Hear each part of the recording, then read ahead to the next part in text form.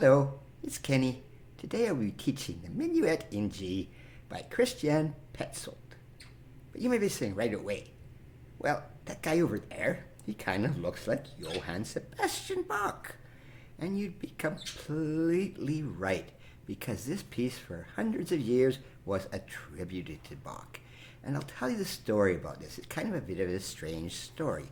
But Bach had a second wife. All right, his first wife, actually, unfortunately, she died. All right, but this is his second wife, Anna Magdalena Bach. All right, now he would present this thing. It's called the Anna Magdalena Notebook, and there were a couple of them, but this is from the second one. All right, and what this was kind of a musical guest book. Bach would put some pieces into it, and other composers were allowed to put pieces into this thing, which basically was given to Anna Magdalena as a present when it was all done. All right, so many of Bach's friends. This man was a very famous composer, Francis Couperin. He was a good friend of Bach. And this guy, C.P.E. Bach, Carl Philipp Emanuel Bach. He was the son of Bach's first wife, who was named Maria Barbara Bach. And this guy is very famous. He influenced Mozart, Beethoven, Haydn. He's probably the most famous of Bach's sons. He wrote some of the pieces in this notebook. But back to the main story, this man, Christian Petzold, back to him finally, all right? He wrote this piece. It took musicologists, they argued these things over and over. It took many, many years before they finally determined Bach did not write this minuet. Mr. Petzold wrote this minuet. But regardless, it is still found in many, many of Bach collections, and you can call it Bach's if you want. It's a very famous melody. You've probably heard it, and there was even a very famous version here in the 1960s by this girl band called the Toys. They called it a lover's concerto, but they used the melody of this Minuet in G by Christian Petzold. Well, before I teach this piece, it's not that hard, but I will play it before I teach it, as always.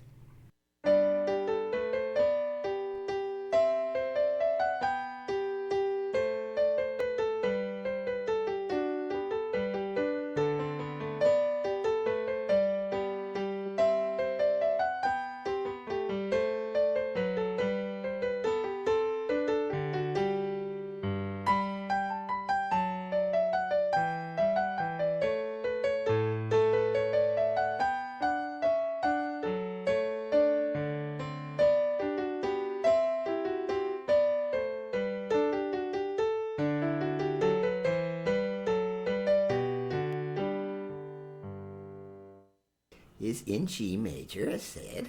Okay, you can tell by the one sharp, and it's a minuet, which is in 3/4 time. Okay, and the minuet was a very common dance form. All right, it's a very elegant dance. It's not like the waltz. All right, this is 1, 2, 3, 1, 2, 3. Much slower. It's not too fast of a piece and not too slow. Now, as always, practice them separately at first, all right? So this is very simple melody. Okay, for the first part of this, very simple. Okay, the next line.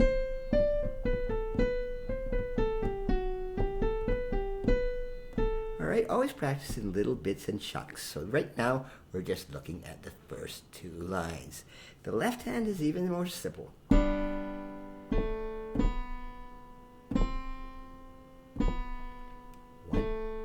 3, 1, 2, 3. Here's it gets a little trickier, but not too tricky at all, okay? So then when you're really comfortable, keep going slowly and then put it all together.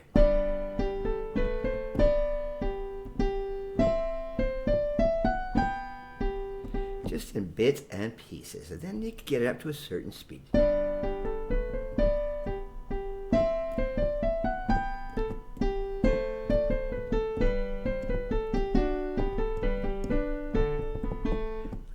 That's all the first two lines are. And then the next two lines, guess what? They are just about the same thing. All right, line 3 here. Separately. That's that's exactly the first part. Just repeat it again.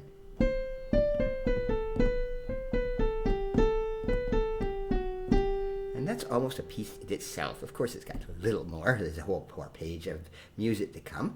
But the left hand,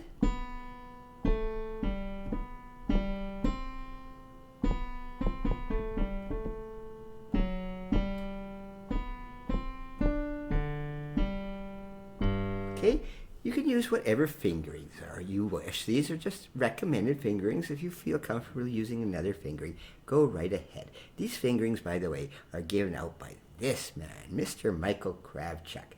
And at michaelkravchuk.com, this is where I got this score from, okay? And he has just hundreds of scores that he gives out for free. I have put a link to his file for this minuet down in the comments section, so you're free to print it out. But this man is very generous. He gives out all kinds of free sheet music. And guess what? When he put this one out, he attributed it to Bach, not Petzold. So go ahead. If you're playing this for your friends, tell them it's Bach. You know, it makes it sound much more impressive. But when you put these last two lines together, very simply.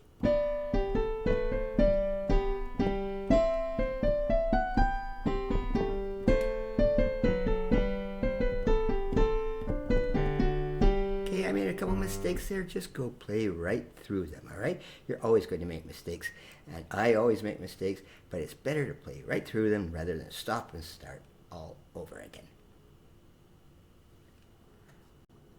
Now, the second half of this piece, just more of the same stuff, really. Right hand.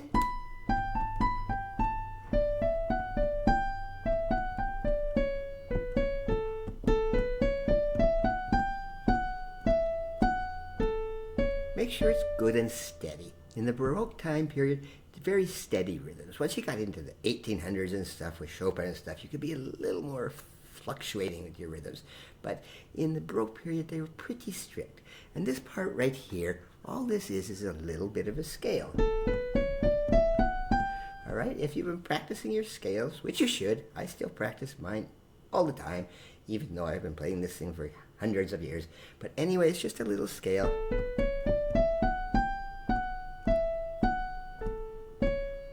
Okay, quite simple. Left hand here, just 1, 2, 3, 1, 2, 3. Very simple.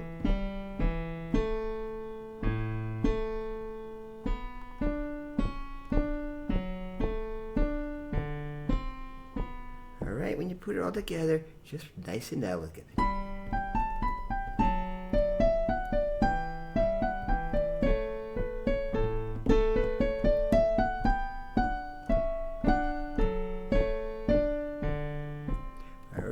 And then to finish the whole thing off, 2 more lines of music here.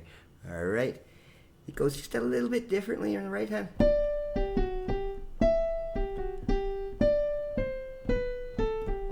And another one of these little scale things.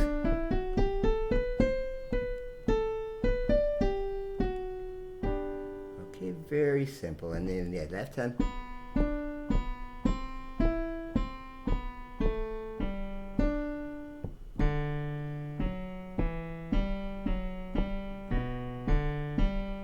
Now you'll probably notice here, why wasn't I holding these? I can.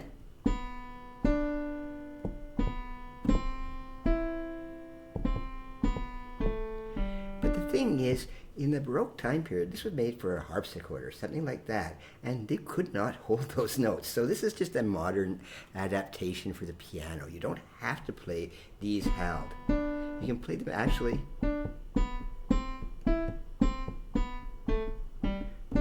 separated quite like that. It would sound more like it would have done on the harpsichord.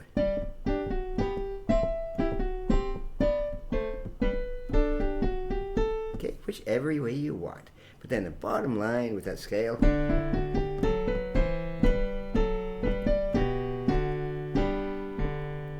Okay, this is not a very hard piece at all. It's quite easy, but just take it slow as always.